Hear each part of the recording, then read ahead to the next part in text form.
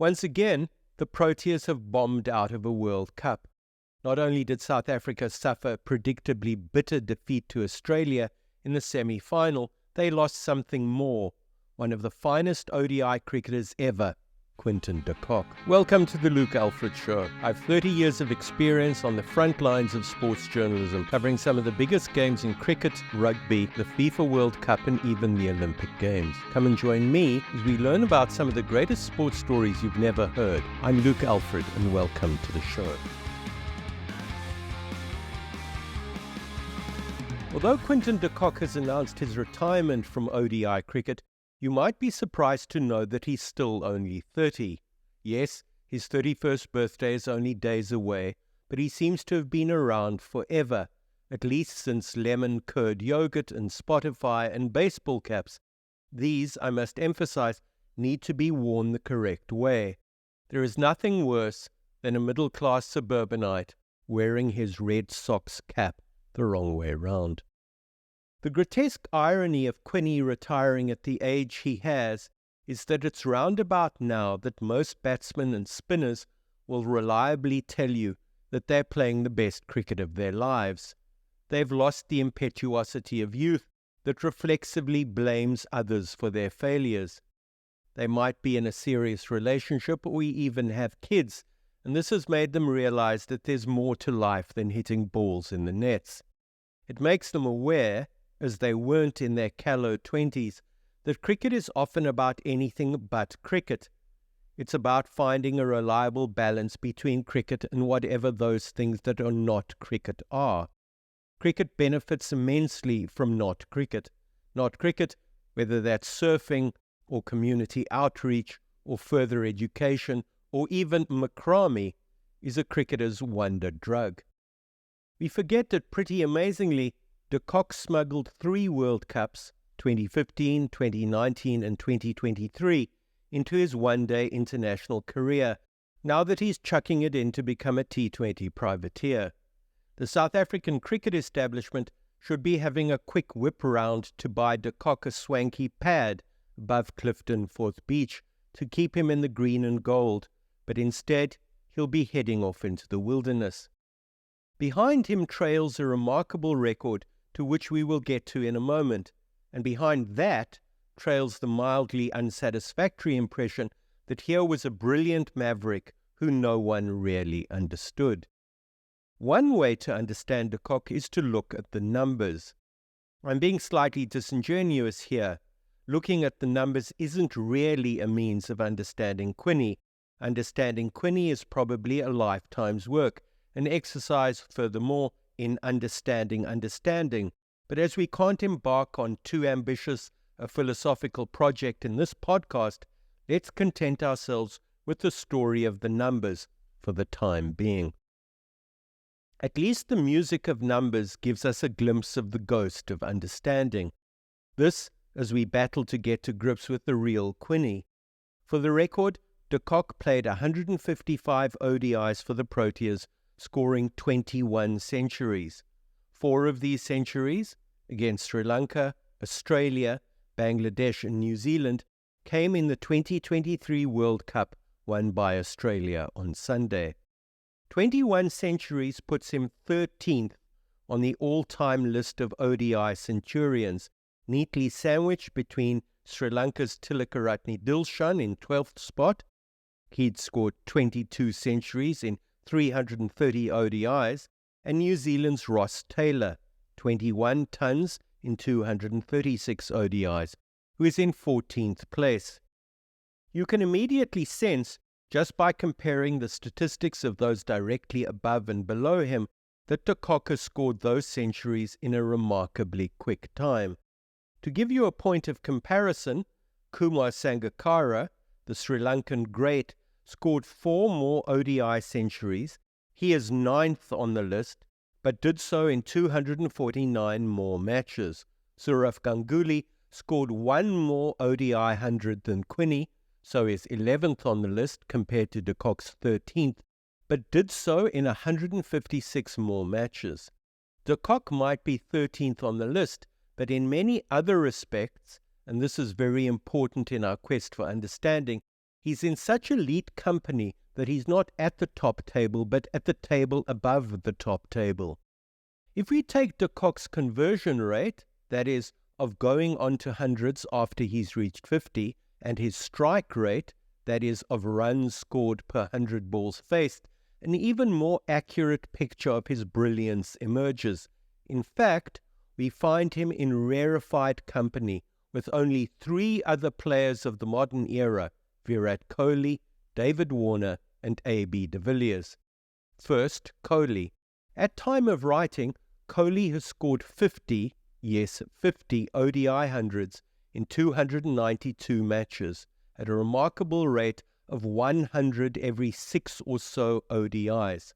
This is much better than de Kock, who scored 100 approximately every 7.5 ODIs.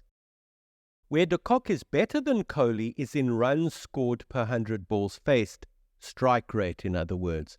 The difference isn't much, but de Kock scores 3 more runs per 100 runs scored than Kohli, although the sample size in Kohli's case is significantly larger and is therefore more likely to be accurate. As far as strike rate is concerned, there are only 2 players of recent memory who have better strike rates than de Kock in ODIs, Warner and de Villiers. Warner's is very slightly better, and the Australian has scored 1 more ODI century in 6 more matches, and de Villiers' is appreciably better. In point of fact, de Villiers is the only player in the list of 13, and the list also includes Chris Gayle, Ricky Ponting, and Hashim Amla, to name 3 pretty much at random, whose strike rate is over 100, meaning that over the course of his ODI career, de Villiers has scored more runs than he has faced balls. If such statistical comparisons don't convince us that de Kock wasn't only a stellar South African player, he was a global phenomenon, nothing will. Still, the Quinnie enigma remains. Beyond the numbers, let's try and understand that enigma a little bit better now, shall we?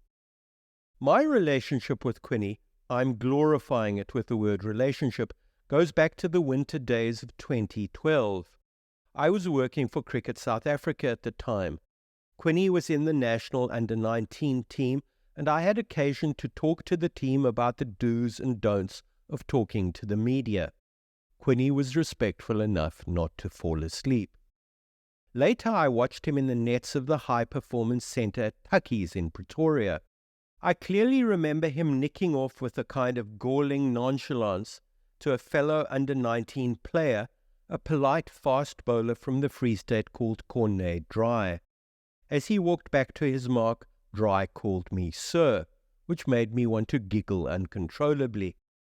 The episode, it can't have lasted more than a few seconds, was vintage Quinnie.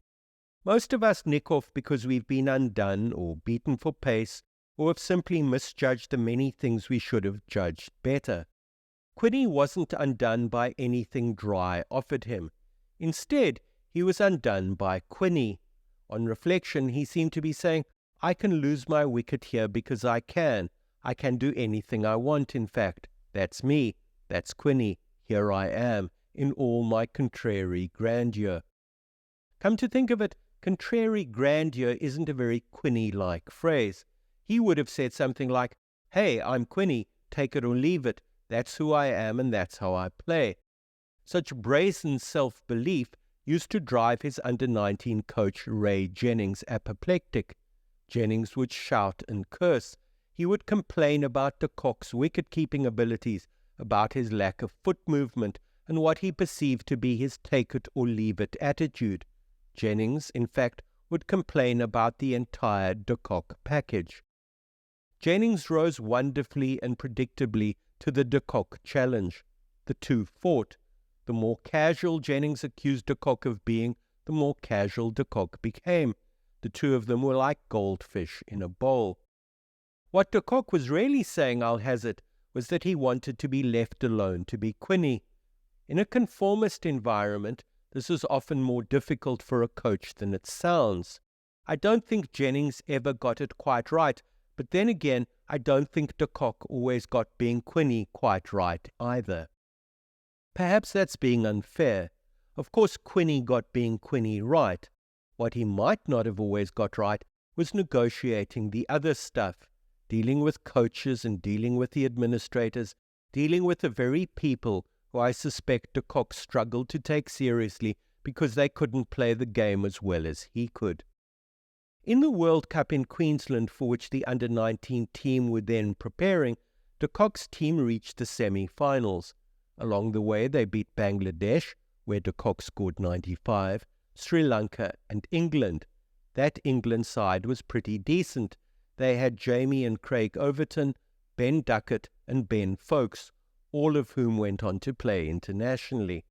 Having beaten England in the quarterfinal, South Africa played hosts Australia in the semis.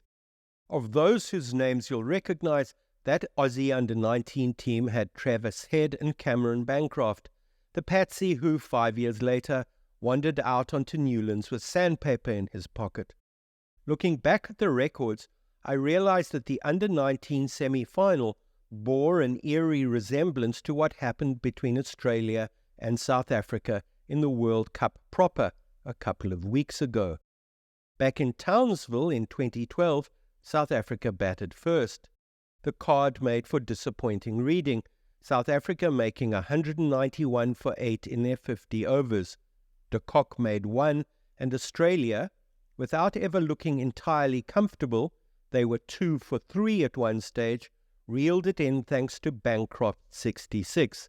They won by 4 wickets and 9 balls to spare. In South Africa's semi-final against Australia in the World Cup 11 years later, South Africa also batted first. Again, de Kock failed. Again, South Africa failed to post a truly competitive total. Again, they bowled well in Australia's chase without ever entirely convincing either themselves or the world that they were about to cause an upset. It was another close but no Cook sister moment for South African cricket. It's galling, isn't it? Those Cook sisters look fresh and syrupy on the other side of the room, but just as you begin to approach them, they move away. You step forward, they step back. It's rather like being caught in a dance you can never conclude, or a bad dream you can't escape from. There's been social media filth, anguish and genuine disappointment as far as the semi-final loss to Australia a couple of weeks ago is concerned, so let's address the issues in all their dripping bile. First, de Kock failed a shot that wasn't to do with the vagaries of the wicket, but to do with the desperation he felt as a result of Mitchell Starc and Josh Hazlewood's nagging opening overs. Aidan Markram wafted it square of the wicket to be caught by Warner off a thick outside edge, and Rassie van der Dussen, after a fine World Cup, was caught at second slip. Of the first 4 wickets to fall, the best ball of all was bowled to Temba Bavuma. It was a delivery at which he was obliged to play from Starc, and Inglis made the catch look more straightforward than I suspect it was. Bavuma has copped flack for batting after winning the toss, but you can see why he did what he did. A World Cup semi-final tends to produce or demand caution. It would have needed a brave captain to follow a hunch and bowl, and had Bavuma chosen to bowl instead of bat, what was to guarantee that the strong men of the Proteas attack would use the pitch as well as the Aussies did? Bowling second had its advantages. The wicket was more conducive to spin in the evening for a start. Had the Proteas taken their chances, 2 tough dropped catches to de Kock to the spinners and 1 to Heinrich Klaasen at first slip, it might have been a different story. With the help of Cricket South Africa's official statistician Andrew Sampson, I've pulled the statistics on win ratios between batting first and batting second. The first thing that's relevant here is that historically, that's in all ODIs ever played, there's a small but discernible advantage to batting second. This makes sense. You know what you're chasing and can pace yourselves accordingly. Quote, on the other hand, says Sampson, South Africa have generally had a better record batting first than batting second, and this is particularly noticeable since 2010. It is even more noticeable since 2020. Since 2020, the Proteas have played 48 ODIs, and this includes the 2023 World Cup. In those 48 ODIs, they have batted first 27 times and batted second 21 times. In the 27 matches in which they have batted first, they have won 18 with 6 losses and 3 no results. This is an average win rate of 75%. In the 21 matches in which they have batted second, they have won 9 and lost 11 with 1 no result. This averages out at a 45% win ratio. I must emphasize here that neither toss nor location came into the equation here. We didn't ask, for example, what the South African skipper decided to do if he won the toss. And venue is not factored in either. We simply know that in the post-2020 period, the Proteas win 75% of their matches in ODIs batting first. This percentage slumps to 45% batting second. Sampson continues, quote, "Only 2 other test teams, Australia and Pakistan, have a better record historically batting first than second in ODIs, and South Africa has a higher differential than the other 2. Batting first or second aside, it would be foolish to argue that Bavuma had a good World Cup. In 8 innings, his highest score was 35, and he wasn't WhatsApping his mum back home messages about his strike rate either. But there are some extenuating factors. This was Bavuma's first World Cup. He wasn't there in 2019 when we finished 7th after early losses to England, Bangladesh and India. His record at home in ODIs in the last 2 years has been very good, in fact, so he deserves a little understanding and a little less vitriol. My regret is that he wasn't made ODI captain earlier. When he was, just over 2.5 years ago, the incumbent was, well, it was de Kock. De Kock wasn't a bad choice, but Quinnie's excellent cricket brain isn't to be confused with his leadership skills. He, if we recall, was part of a raft of post-Faf du Plessis candidates that included Markram and, very briefly, J.P. Duminy. Had the selectors and those in the know decided to plump for Bavuma sooner, it would have allowed him longer to bed down, longer to impose his vision on the side, and longer to establish his opening partnership with de Kock. Now de Kock is gone. Bavuma has to begin all over again with someone else, presumably Reza Hendricks, and he must do so from a limited base. He has only played 38 ODIs. It was less before the World Cup because Bavuma played 8 matches in India. 30 ODIs is too few for a World Cup captain. South Africa's World Cup was a success without being ultimately successful. They finished second out of 10 teams on the log, with the second highest net run rate in the competition. There were some stellar performances and some match-winning ones. Keshav Maharaj's winning runs against Pakistan, Quinnie's 174 against Bangladesh, the 428 for 5 with 3 centuries in the opening game against Sri Lanka, Van der Dissen's catching. There were others. Kagiso Rabada's 3 for 33 in the early 134-run win against the eventual champions, Klaassen's 67-ball 109, and Marco Janssen's 42-ball 75 against England in Mumbai. This was a match, remember, in which England could only bat for 22 overs. Historians of the future will look back on matches like this and shake their heads. What teams are capable of nowadays means that frontiers are constantly being broken and new thresholds crossed. Yet I have to reluctantly admit, and this from an author who brought you a book called The Art of Losing, Why the Proteas Choke at the Cricket World Cup 11 years ago, South Africa's World Cup success only confirmed to leave us with that all too familiar bitterness in our mouth. It's amazing how, as a fan, we dare not allow ourselves to hope anymore.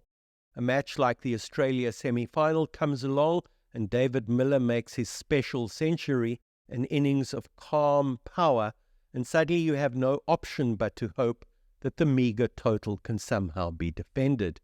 You hope but don't hope. You try and sneak up on your hope or sneak around your hope. You hope without hoping. You sort of hope. You hope against hope. You hope and hate yourself for hoping, wondering if there's some other way to support a team which doesn't involve such horrendous, nerve-shredding disappointment. So we're obliged to hope while trying our best not to. It's a strange emotional no man's land, and it's easier to just support the Springboks. As Quinnie walks into the sunset, this after his shock retirement from Test cricket aged only 29, let's hear a little bit from the man himself, in the man's words. 2 years ago, in the middle of the World T20 in the Emirates, de Kock released a press statement from Abu Dhabi. It was about the new CSA board's insistence that the team take the knee after de Kock and his teammates had been led to believe that these things were optional. De Kock was so aghast at the instruction that he missed the game against the West Indies, if you remember, but went on to play his part in the tournament after an air-clearing, emotional online meeting with members of the CSA board. One of the more revealing passages in the de Kock statement, a statement incidentally that he appeared to write himself, was the following, quote, "I've been called a lot of things as a cricketer, doff, stupid, selfish, immature, but those didn't hurt. Being called a racist because of a misunderstanding hurts me deeply. It hurts my family. It hurts my pregnant wife. I am not a racist. In my heart of hearts, I know that, and I think those who know me know that." So there you have it. De Kock was further irritated that the board's decision for an anti-racist gesture from the team happened on the morning of the West Indies match. The de Kock statement 2 days later appeared to clear the air. De Kock wanted nothing more than to be left alone by the administrators he neither cared for nor cared to understand. I can't be entirely sure, but finally I would guess that it was board interventions such as this one 2 years ago that made his decision to walk away age 30 just that little easier. He will argue that he did so in good conscience. 4 centuries in a World Cup, that's a great haul in anyone's language. A couple of days after I went along to talk to the under-19 team before their departure for the World Cup, the team had their capping ceremony and a farewell dinner. My wife and I attended. The team were asked to put on the entertainment between courses. Quinnie dressed up as Michael Jackson. He danced his way through a song from Thriller. He was a little self-conscious and not very good, but we all appreciated the sentiment. He was a thriller until the very end, Quinnie, an absolute thriller. We will miss you, Quinnie. We really will. If you enjoyed this episode of The Luke Alfred Show, please like, share, follow and subscribe. I write full scripts for the show in the form of long-form essays, and these are all available on my Substack. To get written episodes of The Luke Alfred Show a day early on Fridays, please check out the Luke Alfred Substack. You can hear The Luke Alfred Show on YouTube, Spotify, Apple and Google Podcasts, or wherever you get your podcasts. I release a new episode every Saturday at 10:30 a.m.,